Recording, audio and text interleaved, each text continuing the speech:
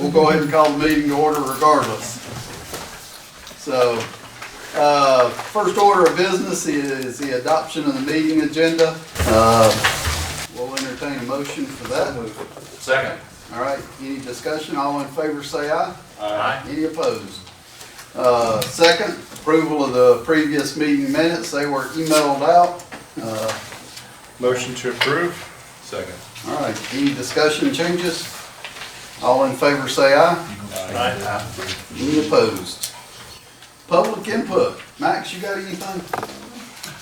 No. Okay, we'll move on to the committee authority members reports. The financials were sent out for January. We're expecting the financials for February in the next couple of days. The accounting team they came in today. Okay, haven't seen them yet, but apparently they're in today, so I'll get them forwarded out to the group. About 30 minutes ago. Good. Well, I just got out of the airplane, so I'm sorry. So we'll get those circulated around and everybody can look at them. We've had some restated numbers on there. So there's some numbers that look a little odd in the reports.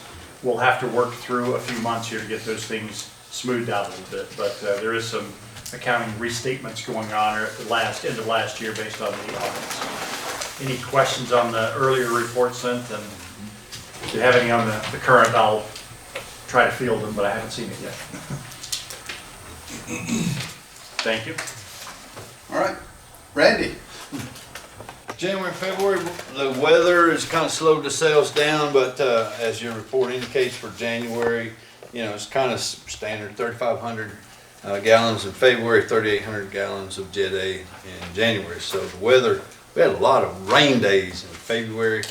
January, the military's asked us to try to pursue contract fuel. So we're working behind the scenes to try to get the contract. The reason they've asked for that is that Dobbins will come out almost daily if we can get contract fuel. Now I told them we'll beat the prices, but What's the cost to process for contract fuel on that, and what's the process for getting approved there? once you get approved through, we're starting the process with Perry Brothers. Then GDOT comes out and inspects our equipment, calibrates our meters, and to verify, it's a monthly inspection, and you guarantee your prices for a certain amount of time, whether it's be 6 months or a year, depending on economic terms. So we're working that now, and Dobbins is anxious to come out, so is Winder. So we're trying to pursue that. It's a hassle in the fact sometimes you have to fix your prices, but right now prices are starting to creep back up, and where we are now, we've always guaranteed the military we will beat contract price, but hey, we can make a little more money and stay contract, so it's going to be beneficial to us. Okay, good, thank you. I don't know if you noticed, but I've got a muscle ripped out, so I saw my surgeon yesterday, and we got 3 months physical therapy, 3 bone spurs, bursitis, arthritis, and that severed bicep. So we're going to do 3 months of intense physical therapy, then look on from there. So the June the 10th is our big one for the military. We have an A-10 coming in on static from a lieutenant colonel retired A-10 driver. He wants to fly it in around 10 a.m. and stay static, rope it off until 2 to 3 in the afternoon. As a result, I told Ed is talking with whom? Commemorative Air Force. Commemorative Air Force. And we're talking with Winder and Dobbins about a Blackhawk, a C-130J model. The A-10 in Rome has the P-51 Mustang. So we're looking at the RV aero demonstration team and the Flying Tigers. So it's going to be a North Georgia Veterans Appreciation Day, ROTC, recruiters, all the debts that want to come, DAV, VFW, American Legion. And once we have more particulars, we'll put more out and make sure we get it in the paper, get plenty of publicity. But it looks like it'll be a real nice last hurrah for this year. COVID, we haven't had anything in 3 years, so it's about time we had something. So Randy, the Commemorative Air Force have said they would bring in at least a T-34 and a T-6, try to bring additional equipment in. They will be selling rides. They will be doing a little bit of an air show for us if we want. So And we'll give them extreme discount fuel. You said June 10th, Brett? Sir, June 10th? June the 10th for the A10. And I'm looking at this as my last year. I just want to let y'all know it's nothing against y'all. Some people, no, I turned 69 in August and I'd like to not be doing this at 70. So I've notified HR, I've notified the board. I appreciate it. It's been great. October will be 16 years, so can't complain. And I really appreciate it. We're seeing work today on the AWAS. They're out working on it fervently to get it up. And there may be an overlap that the AWAS, as it's going up, the old one is go down. So we may be 30 to 45 days without an AWAS. Hopefully not. If they get it built and constructed, the only thing I have to take it down would just be moving the phone line and getting the FAA to fly in and verify it. But we're seeing progress on that. Finished the paving project. We've covered up all the tie downs that are not supposed to be there. So we're progressing. We're There getting, likely will be some downtime on the AWAS. yeah. Normal process. We will survive without it for a period of time, but it does impact the instrument approaches in and out of there, so just do what we have to do. We do have Trinity out now doing another inspection of our lighting, runway, taxiway, the obstacle lights at the end of A, B, C, and D, the lights at the end of C, on the west end, the lights on the end of North G hangar, trying to get all the lights up and running. It's an old system. It'll be addressed here in just a little bit. That we'll be getting some new LED lights.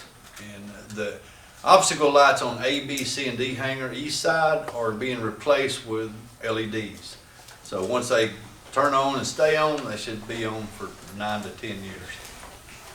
That's all I have. Thank you very much. All right. Phil? Awesome, okay, laundry list here, all positive.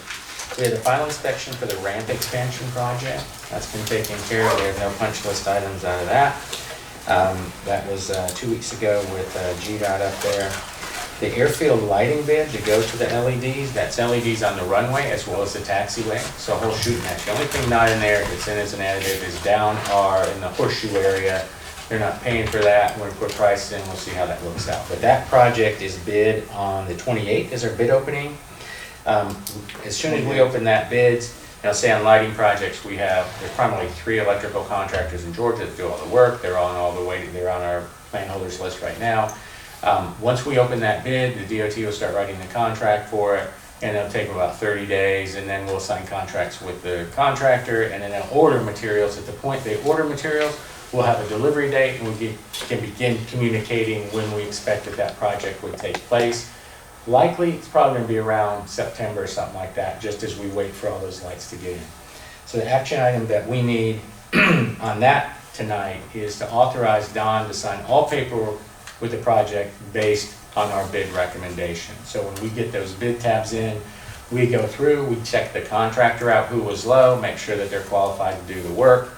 And if they're not, we will recommend the second bidder and all that. But the action item, like we've done before, would be you authorize Don to sign that based on that bid tab and that recommendation that we've come out with.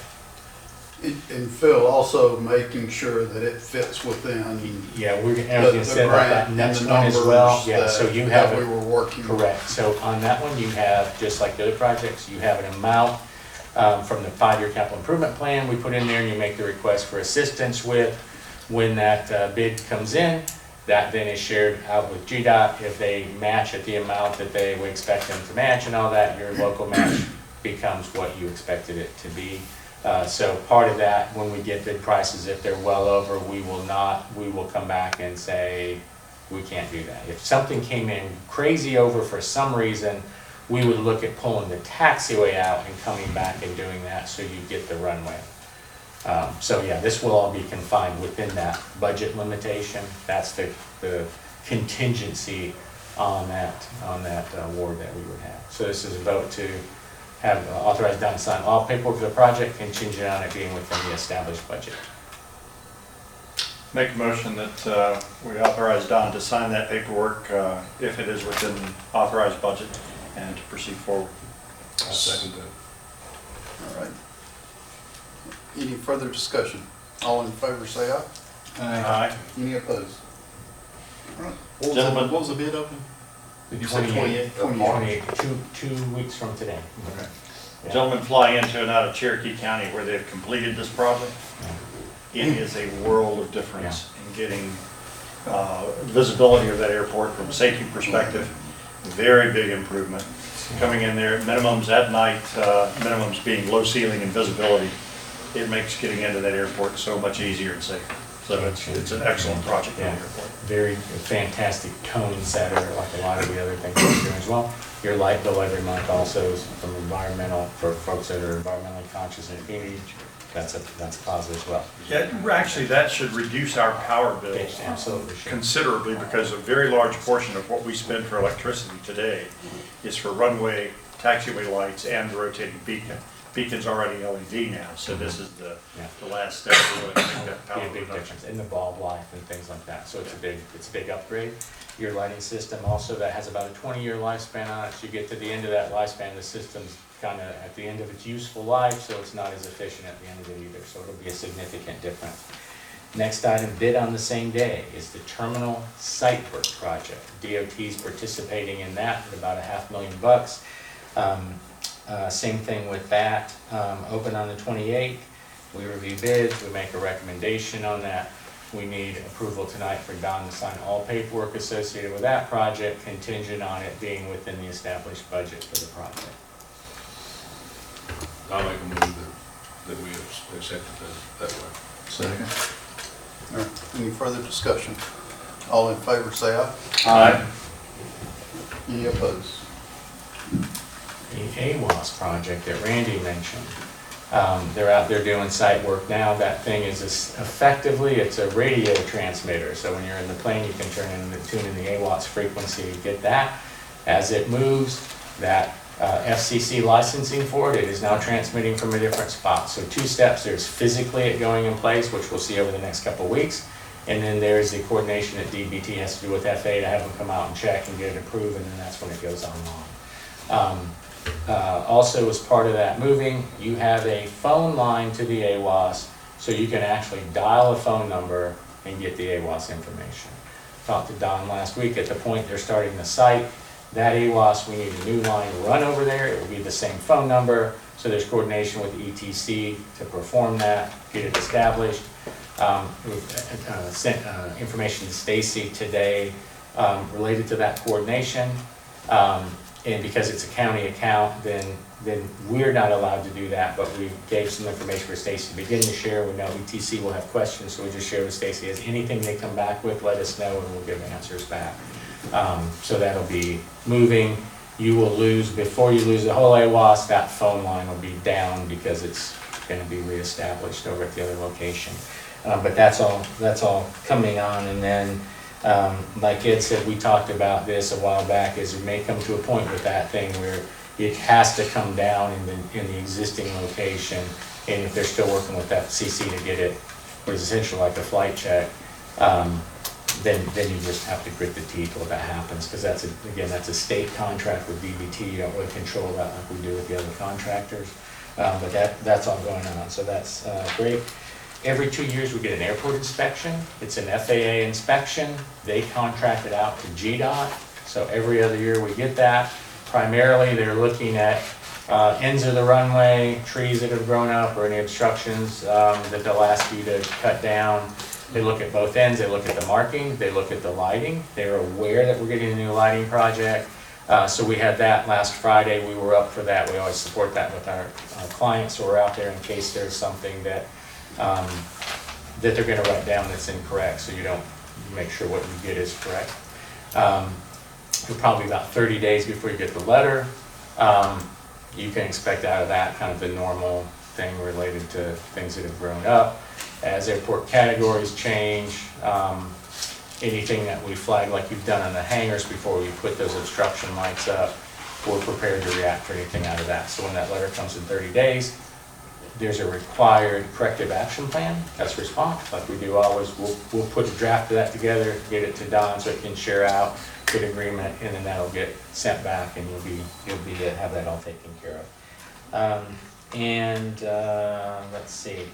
The only other thing was to bring up as you're starting to get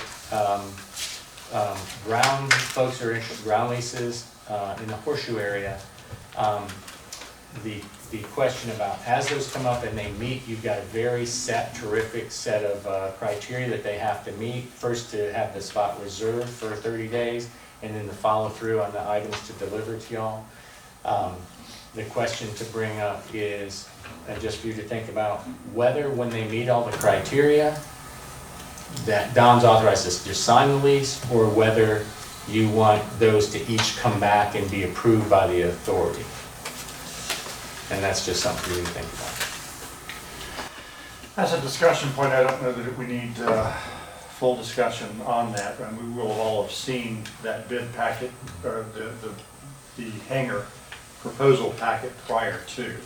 If they've then met all the requirements, do we need to meet as a group, or is that in my mind, I think that's a single, Don can sign that. Yeah, and that's, again, I guess, and that's what I asked Phil to bring up for us to talk about here today and set his procedures. And that's why I gave you the 60 by 60 that we're talking about today is, this guy moved fast. He did, Faster than very fast. most of the ones. And y'all hadn't really seen the whole package on this guy, but we can send it out to you. Just because he has moved so fast. Yeah, he's built which is hangars in the refreshing. past. Yeah. It is, he's built hangars in the past, he knows what he's doing. It's not a foreign thing for him. Yeah. I will say, I think there's one thing we need to add to that list of items that, what we call Schedule A. And that is, what aircraft's gonna be in there? What tax revenue for ad valorem tax is this hangar going to represent? I know that other airports are in their bid packet entertaining based aircraft that's going to be in that. There's requirement that it have $10 million worth of aircraft in it for some of the larger hangars, because at the end of the day, the land lease is really not the big expense of building a hangar.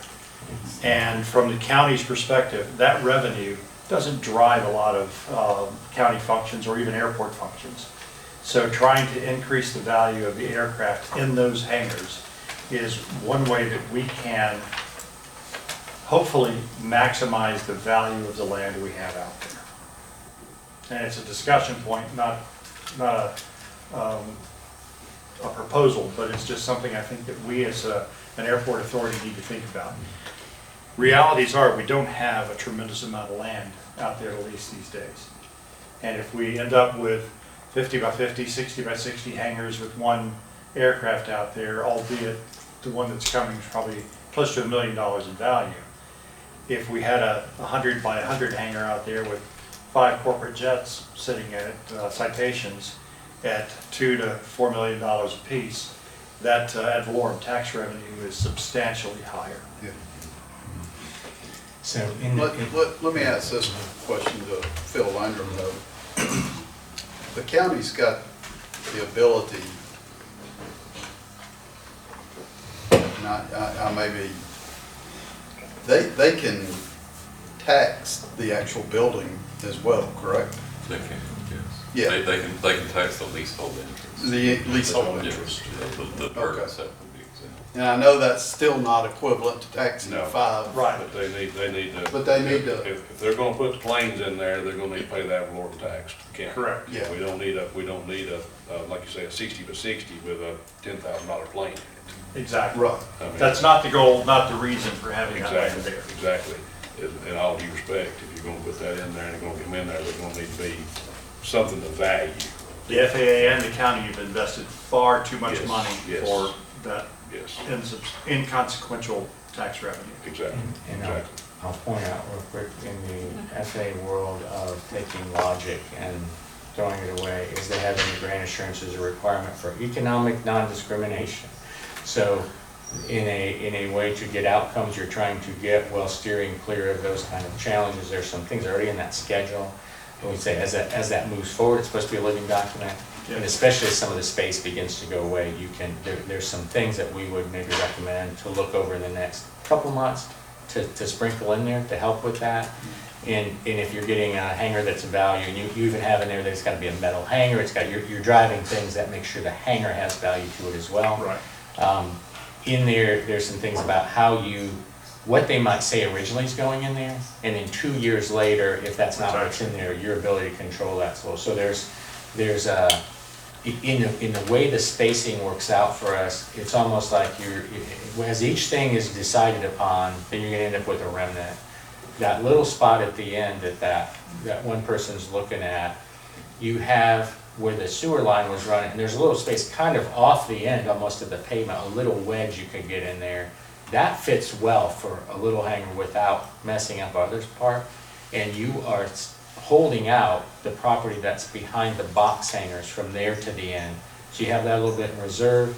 So perhaps as the ones that are on the plate now are coming up, and you can take care of those, then perhaps you look at some threshold requirement for what has to go in the remaining spots. Like that little person on the end, you have a person who is, I just have to get this stuff sent out, but by the newest jumbo hanger, by the parking lot, there's a little wedge that we made, thank you Amanda, in the grading plan to create this extra piece.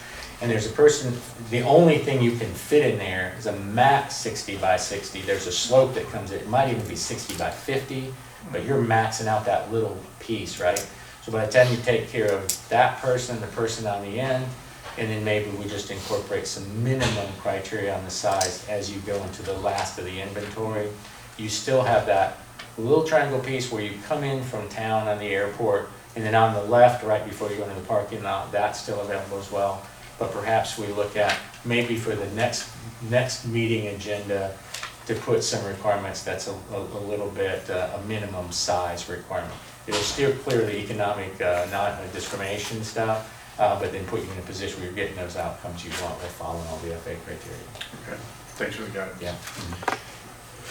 Can we circle back to the AWAS? Yes. For just a minute. Several airports have alternate altimeter settings out there, and how do we go about trying to get that established here? If I'm landing at McCollum, for instance, and I don't have weather barometric pressure settings for McCollum, I can use PDK and adjust 50 feet, and I'm making that number up. Yeah. How is that established, and how can we go about trying to get that in place quickly so that we could use Cherokee County's weather in case we're down? Because right now we have no provision for that. If we have no AWAS, we have no instrument approach in here. In what Ed's at what Ed's asked about is, so one of the key things out of the AWAS is altimeter setting. That's specific to the airport. So if the AWAS is down here, or anywhere you're flying, if an airport doesn't have an AWAS, you're trying to get the closest AWAS and then try to adjust it. There are six companies who are approved to manufacture AWASs, if that's the plural. We always talk about AWASs, AY. But there's six. And how they behave is unique a little bit within the FAA criteria. So what we do is go to DBT. That is an old Talus that they bought that patent for. So we'll ask them, because they just installed the one at Cherokee. And it'll say that all of the AWAS at every airport, generationally, those came in the same time, the first wave of those, and they're all at the end of their useful life as well. So we'll ask them, that specific piece of equipment correlating to Cherokee, what's an adjustment that can be communicated out to everybody, and then that. Yeah, under Part 91, I can initiate that approach without ceilings, but I can't initiate that approach without an altimeter setting. Yeah. So that would be something that would be specific to their equipment, because they have the same equipment at Cherokee. So if you have that, that helps offset any time that it would be down. Right. Yeah, we'll ask that question of DBT, and no guarantee on how long it takes for the response, but we're going to start. Yeah, probably we'll get it approved 6 years after. Right after the new one's on. New one's up. You're asking for government to I know. move fast. I know. Yeah, Thank you. yeah, that's great. That's all we have. Phil, back to the terminal. Yes. Can we just talk timeline in general Yeah. now that we know that we got bids opening? Yeah, so what you have is, that bid's open, and what you have is the GDOT contributing, it's not quite $500,000, but almost $500,000 toward that is very advantageous to you. So when that opens, that terminal site includes in it, if you're out there now and see where the ramp expansion goes, the terminal site has the grading where the building's going, it has the repaving of the road comes in, it loops up under the porte cochere in the new terminal, the road over, and then a parking lot that's to the south of the building, kind of adjacent to, it's kind of in the area that you would park now if you went out there. That's all in there. When that bid opens, it will take GDOT about a month roughly to write that contract, and then issue a notice to proceed. Then what we would do, again, this is all fitting within budget, we would have that contractor on the site prioritize going in where the building footprint would go and cutting that to subgrade. And that's the time where if that AWAS isn't up, it's gone when that happens. Prioritize that first, then on the building itself, with that schedule in place, and to talk to them today, Candy here today about that, the LOI thing, and that we expected that we'd have that Thursday to just hook them back in and say, now that we know the time frame on that site, that you would probably be able to have everything to get access to the site June 1st, July 1st, something like that. So then with the LOI, they will go back and check two things. One, all their current pricing on everything, and also anything with supply chain, delivery of materials and things like that. Out of that, they will give us our price that we can check against budget. They will let us know when things will be available. And we communicated to them, for example, that getting that slab poured, if we start their time, and let's say the very next thing after the slab that they would be working on will arrive in August 1st, then we're willing to start your time to get the slab down and then stop it while you're waiting on the thing and restart, so you're not running over your time. But those things will all come back when they recheck pricing and all that. And again, you've got a fixed budget you're held to, and all you're doing is comparing it to that. And if we get that started around, so we would say for them it's probably kind of on July 1st, but it is out of that bid, DOT's contract, anything you start before is not eligible. So you have to wait till they finish their contract. You've approved the stuff tonight for signing, so there will not be a day delay on your end to turn that stuff when it comes out. So you go as fast as you can with that. And effectively for the site, it butts up against this ramp extension did. That ramp expansion becomes the existing that this site's compared to, so you had to final that, get agreement from GDOT that it's final and it met all the criteria before we can kind of touch it in that site. So that's kind of the arc. Does that answer your question? Any questions? I have one question for Phil, and that's sewer and water to the west taxiway. We've got a planned toilet in the end of a T-hanger. We have 3 tenants out there, including myself, that have plans to build toilets into those box hangers. And the guys at Georgia Forestry are desperate to get functioning out there. What's their timeline? Yeah, so basically to get the sewer from that lift station to the terminal, you gotta go right by there. So in that project, Don and I just have talked about this, so we'll be going back and meet with Phil, and we had a talk to him a couple months ago to talk about that and getting it in and all that coordination. So we effectively have to run right by there to get to the terminal. As we're running by there, you'll have it available to hook into. So any idea of timeline and the project scope where that might fall? Is that 3 months, is it 6 months, or is it still a year out? We'll need to have that meeting with Philip and get that kind of confirmation. The It expectation should be sooner than later. though. Yes.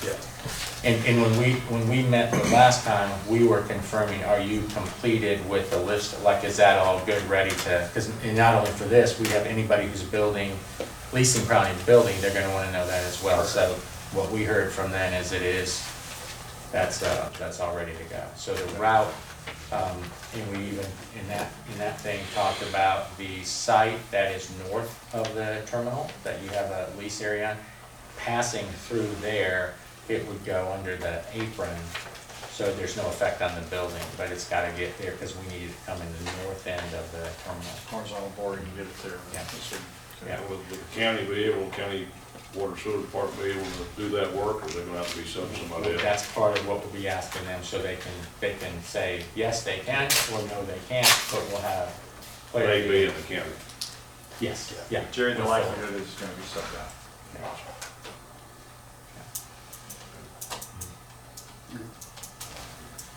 All right, any other questions for Phil? Thank you. Thank you. Any other old business? This may not be the place for this. Let's step back and say, do we need to give you blanket authorization to sign leases once they meet the Schedule A stuff? You want to change the rules, or y'all want to wait discussion? Thought we gave that a minute ago. We didn't. We did it on an individual basis, we didn't do it as a blanket. Do y'all want to do that?